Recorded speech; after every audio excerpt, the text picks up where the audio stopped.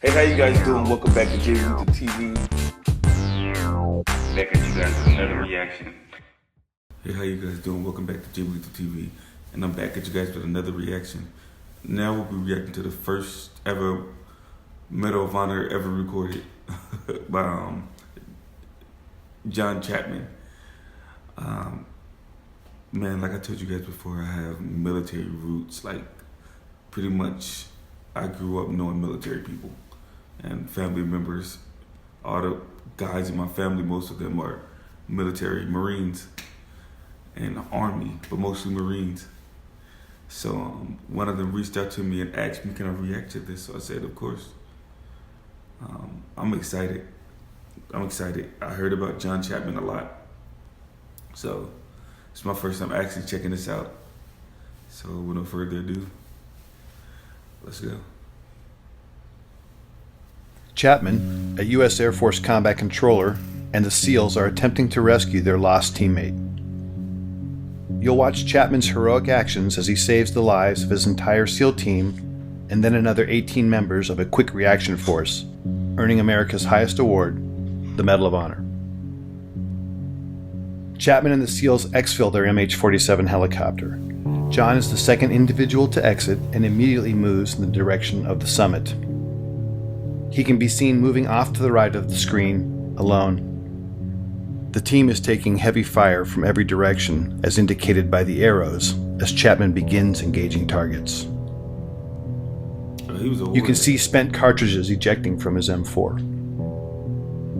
Chapman then begins closing with the enemy, forcing his way upslope in knee and thigh-deep snow. He is constantly under fire as he does this. Chapman's team leader begins to close on Chapman, following his trail through the snow. The dark mass above Chapman is a fortified bunker containing two enemy fighters, each armed with AK-47s, who are firing down on the team in the darkness. This bunker will come to be known as Bunker Number 1. To the left of the tree and Bunker 1 is another gray mass. This is a rock outcropping that came to be called the Boulder. Between Bunker 1 and this boulder can be seen the body of slain SEAL Neil Roberts, the man Chapman and the others are attempting to recover.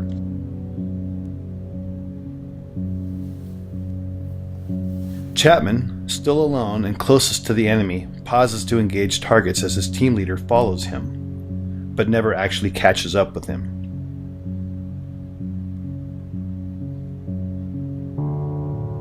Chapman, on his own, now makes the decision to charge directly into the enemy bunker, despite withering point-blank fire.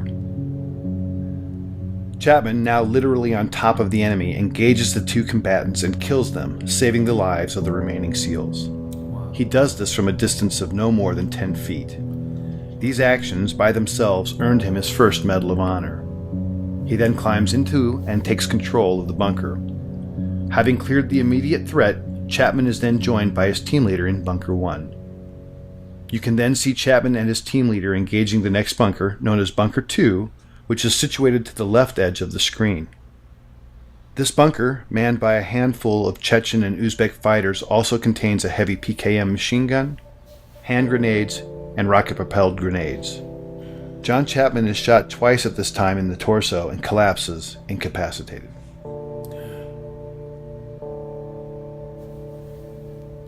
Really quick. Man, this dude, John Chapman, this is who I aspire to be. That's who I aspire to be. Someone fearless like that, man. This is why I feel like the military has such an influence on me and how I am today. Is because, man, I just have that fearlessness in me, like to say whatever, speak my mind. It's because I've been around that stuff like half my life. Like I said, man, I wanted to be a Marine extremely bad, especially because I have two uncles who are legendary. One in the Marine and one in the Army. These two are legendary. So I wanted to be like them, like my whole life. Especially not having my dad. Those was two people that I looked up to, two men that I looked up to. So man, when you see something like this, and John Chapman, man, how fearless he was to go into that bunker by himself. You know, like they used to tell me, when you see your guy bleeding out, or you try to go get your guy, you gonna do whatever it takes. So, man, this is amazing. But also, like, wow, he got balls.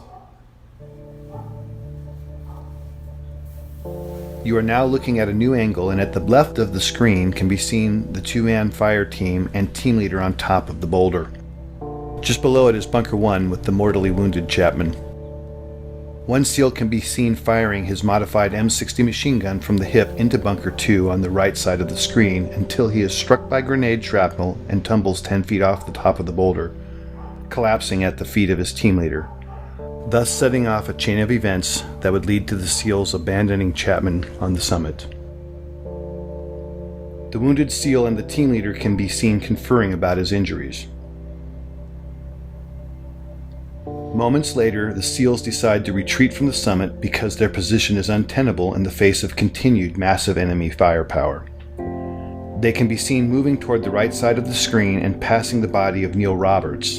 Unfortunately, the SEALs do not pass John Chapman, who is above them and inside Bunker 1. This angle shows 3 SEALs in a triangle.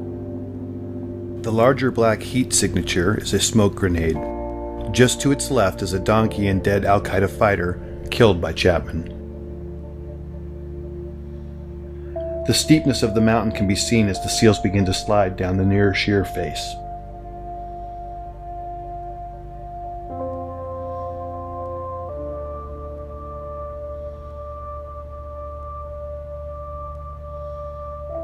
The team leader, desperate for relief and now with 2 wounded teammates, asks for uncontrolled airstrikes from an orbiting Air Force AC-130 gunship. The impacts you see are from 105mm howitzer rounds being fired onto the ridgetop in order to save the remaining SEALs. Because neither the SEALs nor gunship know Chapman is alive, he is experiencing these detonations from his position. At approximately 5:20 in the morning, Chapman recovers and begins to engage the enemy. Bunker 1 is on the right side center of the screen and Bunker 2 to the left near the screen center. It will never be known what caused his incapacitation and recovery. Of the 2 rounds that originally wounded him, at least 1 was mortal, and at this time he is experiencing severe blood loss and shock. Despite that, he begins his one-man stand against 24 enemy combatants. During this time, Chapman initiates a series of radio calls, many of which are heard by a fellow combat controller and teammate of his and Delta Force operators on a nearby summit. Despite this combat controller's replies, Chapman never acknowledges whether because of damage to his equipment or himself will never be known. This new angle and footage shows Chapman at the top, identified by the green dot under the tree at Bunker 1. The lower center of the screen shows the first enemy fighter who is about to charge Chapman in the hopes of killing the American. The timestamp at the bottom shows it is now 6:05 in the morning and fully light. He's been fighting alone now for 40 plus minutes and has received more gunshot and shrapnel wounds as a result of the fierce combat. This scene shows the second of several enemy charges. In this stunning display of determination and courage, Chapman can be seen fighting hand to hand with the fighter. In the larger screen display can be seen additional enemy moving on to the summit. But right now, John Chapman is fighting for his life. 6 minutes later, in this new shot, Chapman can hear another helicopter approaching the summit. He is in the bottom center of the screen underneath the tree and can be seen in the magnified inset box as he begins his desperate final stand to save the lives of the 18 men on the helicopter. The red dots are enemy fighters. John begins engaging the enemy in multiple directions and is rapidly approaching the last of his ammunition. The helicopter contains a quick reaction force comprised of Rangers, pararescuemen, and another combat controller. It is now 6:13 and the helicopter is short final. The enemy is desperately trying to displace Chapman so they can put heavy weapons or rocket-propelled grenades in Bunker 1 while simultaneously engaging the helicopter. With the choice to save his life or the lives of his unknown comrades, Chapman makes the decision to climb out of the bunker and begin firing in multiple directions, as can be seen in the inset. Suffering from as many as a dozen wounds, Chapman is in fact already in the process of dying. As he fights, the helicopter is struck by a rocket-propelled grenade and makes a remarkable controlled crash just below Chapman and the summit. Chapman, now off-screen, continues to cover his comrades as they pour out of the stricken helicopter. Some of them are fatally shot as they exit. These images, with Chapman fighting the enemy at close quarter, are the last to show him alive and in this heroic act, thus qualifying for his second Medal of Honor. Ultimately, Chapman would expend all but the last few rounds of his ammunition, until, finally, after 16 bullet and shrapnel wounds, Chapman succumbs when he is shot through the heart. We will never know his final thoughts or words, but what we do know is his decisions and actions single-handedly saved the lives of 23 comrades. For more information about John Chapman's amazing story and the details about this mission, visit danschillingbooks.com or your favorite book retailer to obtain a copy of the Chronicle of his life, Alone at... I gotta get this book, and I gotta read the whole thing. I might read it more than once. I'm inspired. I'm in awe. Man, I'm telling you, man, whenever I see someone who served or serving get disrespected, that's when a different side of James come out. Like, I go ballistic, because I'm like, man, these people are fighting for us. They're literally out there putting their body on the line, and you want to disrespect them. It's sickening, man. Like I said, there's something that stresses me out. This is the one thing, like, of many things that stress me out sometimes. Like, it's the fact that there's a lot of homeless vets who risk their lives for this country and have nothing.